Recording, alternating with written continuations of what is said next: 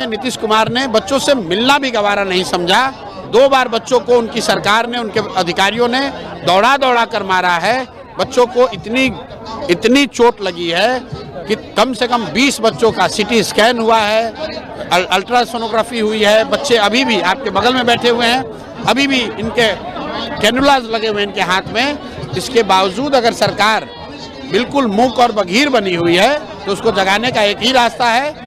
बिल्कुल मूक और बधिर बनी हुई है तो उसको जगाने का एक ही रास्ता है। हम जैसे लोगों को खड़ा होकर यहाँ पर सरकार के खिलाफ आवाज उठानी पड़ेगी। इसलिए मैं आमरण अनशन पर बैठा हुआ हूँ, इन बच्चों के साथ खड़ा हूँ। सरकार को बात माननी ही पड़ेगी। ये कैसा इंडेफिनिट हंगर स्ट्राइक होगा, ये कैसा रहेगा ये स्ट्राइक जो भाई आमरण अनशन है, यहाँ बैठे हुए हैं। जब तक सरकार नहीं बात सुनेगी तब तक बैठे हुए हैं। चीफ सेक्रेटरी के साथ मुलाकात हुई थी? मेरी मुलाकात नहीं हुई थी। छात्र गए थे मिलने, उन्होंने अच्छी बात की, उन्होंने प्रयास भी शायद किया होगा, लेकिन अल्टीमेटली सरकार का मुखिया तो मुख्यमंत्री हैं। मुख्य सचिव ने जो अपने उनके स्तर से हो सकता था शायद प्रयास किया, नहीं हुआ।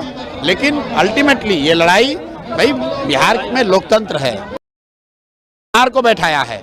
ये लड़ाई किसी बीपीएससी अधिकारी के खिलाफ नहीं है, ये मुख्य पुलिस के खिलाफ लड़ाई नहीं, ये लड़ाई बिहार के युवाओं और बिहार की सरकार के बीच का है। राज चौधरी ने कहा कि बीपीएससी एक इंडिपेंडेंट बॉडी है, फ्री हैंड है गवर्नमेंट की तरफ से उनको। बिल्कुल ठीक बात है। ये बताइए कि 2015 में नीतीश कुमार गांव-गांव में घूमकर उन्होंने कहा कि बेरोजगार युवाओं को 1000 रुपये का भत्ता मिलेगा।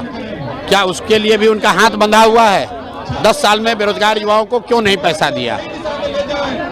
पिछले 10 साल में जितने पेपर लीक हुए उसमें अभी तक किसी भी शिक्षा माफिया या किसी भी अधिकारी के खिलाफ कार्रवाई नहीं हुई।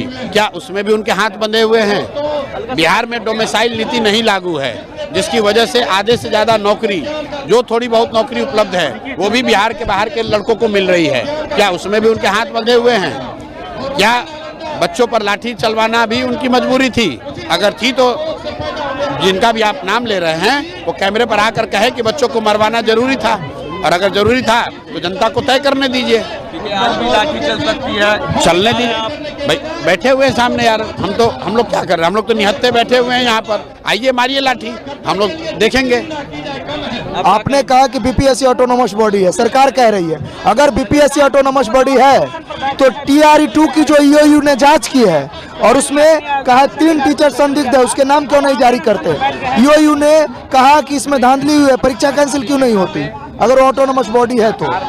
जी, क्या नाम है आपका? मेरा नाम अमन कुमार है। आपको भी चोट लगी? बहुत ज्यादा चोट आई है भैया। क्या चाहते हैं सरकार से? हम सरकार से चाहते हैं कि हम 13 दिन तक बैठे हुए थे, तब तक सरकार हमारी एक नहीं सुनी, और जब प्रशांत किशोर जी हमारे मांगों के लिए सड़क पर उतरे तो कहा गया कि ये राजनीति कर रहे हैं। आज तक भारतवर्ष में ऐसा कोई नेता नहीं है जो छात्रों के लिए आमरण अनशन पे बैठे हो, और इन्होंने बैठा तो हम कह देते हैं उन नेताओं से जो सरकार के लोग, चाहे जो विपक्ष के लोग कहते हैं कि ये नेतृत्व कर रहे हैं, उन लोगों के चेहरे पे एक तमाचा है इनका ये आमरण अनशन। जी, मुझे कैनेला लगा हुआ है, पूरे पेन है, ठीक है, लेकिन फिर भी मैं बैठा हूँ क्योंकि इनके साथ, इनका जो साथ मिला हमें हौसला मिली है, हौसला बढ़ी है। बहुत से नेता हमारे साथ आए, ऐसा मैं नहीं कह रहा हूँ कि सिर्फ ये आए, बहुत से नेता साथ आए, लेकिन किन्होंने भी हमारे लिए आमरण अनशन की बात नहीं की। बैठे हैं आज सरकार के खिलाफ, तो ये बहुत अच्छी बात है कि हमारे समर्थन में हमारे अभिभावक लोग भी उतर रहे हैं। ये कोई पार्टी के रूप में नहीं बैठे, यहाँ पे आपको पार्टी का झंडा नहीं मिलेगा और हमको पार्टी से मतलब भी नहीं है। तो जो भी इंटेलेक्चुअल हैं, जो भी राजनीतिक पार्टियां हैं, विपक्ष में हो चाहे जहाँ जैसे हो, उनसे हाथ जोड़ के विनम्र निवेदन है कि हमारा समर्थन करें।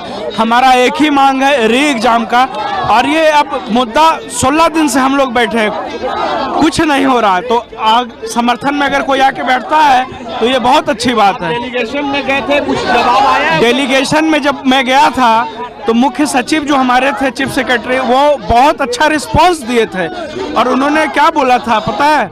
उन्होंने बोला कि 24 घंटे के अंदर ही हम जांच करवा लेंगे, पर हम लोगों ने कहा कि सर थोड़ा और अच्छे से जांच कर लीजिएगा, 48 घंटा में आप हम लोग को रिजल्ट दीजिए।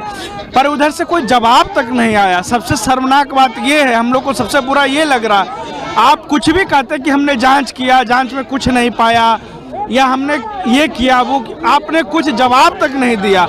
तो ये बहुत ही शर्म की बात है।